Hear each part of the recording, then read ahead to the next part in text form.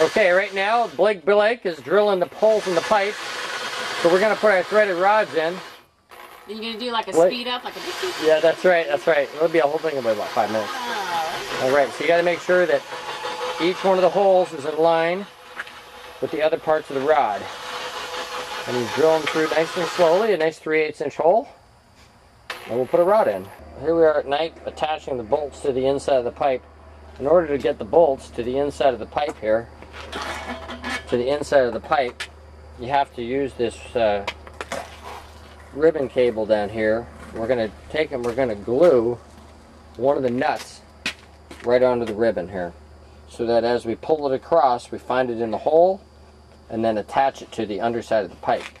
We just drag it along until it comes along and it hits our hole here on the bottom, and then we just feel for the nut, screw it in, put a nut on the opposite side, and we're done.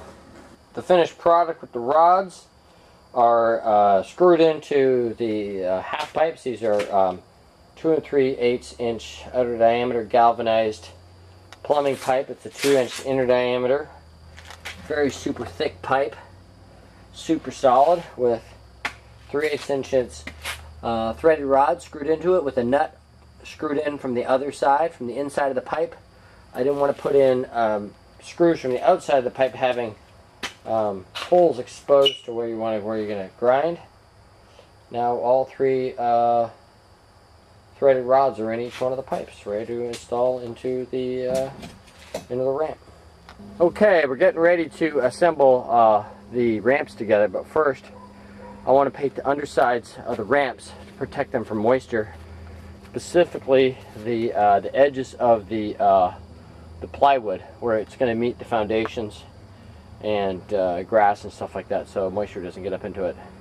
And when of course rain drips down the side, you don't get moisture on the inside of the plywood, which is probably the most vulnerable part of the whole ramp. So we got it flipped up on its ends, and we're going to paint the edges. Okay, before we start putting the ramps and transitions together, I'm painting the exposed edges of the plywood, both on the bottom of the ramp and on the top of the ramp, because this is the most vulnerable area of the ramp as far as moisture. So I'm going to do 2 coats on both edges to make sure that there's no water intrusion through the ramp into the plywood. The 2x4s can handle a little bit of moisture once in a while, but if the plywood takes a good soaking, it'll start to deteriorate quickly. So we've done that to both sides of the ramp. Ready for next coat. Okay, these are the 2 side flat bottoms. As you can see, the outside edges are reinforced with 2 2x4s for the left and the right side. The middle one doesn't have the extra reinforcement because this middle one butts up with the middle framing. Now we have the middle flat bottom piece in place, and these guys are putting in that side. That goes on that side, guys, exactly right. So they're laying down the left side flat bottom, laying it in place, and there you go, perfect. And we're going to go back and get the other one. The flat bottoms are constructed so that every 4 and 8 feet you have 2 2x4 side by side, so where they meet. So there you could butt up 2 4x8 sheets. In the middle, it's double reinforced in the middle, so you can butt 2 4x8 sheets, which lines up right over the middle reinforcements. And then of course at the ends you're going to have 2 edges where you can put butt up 2 4x8 sheets from when we do the planking of the ramp. Okay, now that we got all the transitions in and the 3 flat bottom pieces, we make sure they're all lined up over the footers as evenly as possible. So you got as much wood over the footer and that they're even on all footers, making the best use of all of the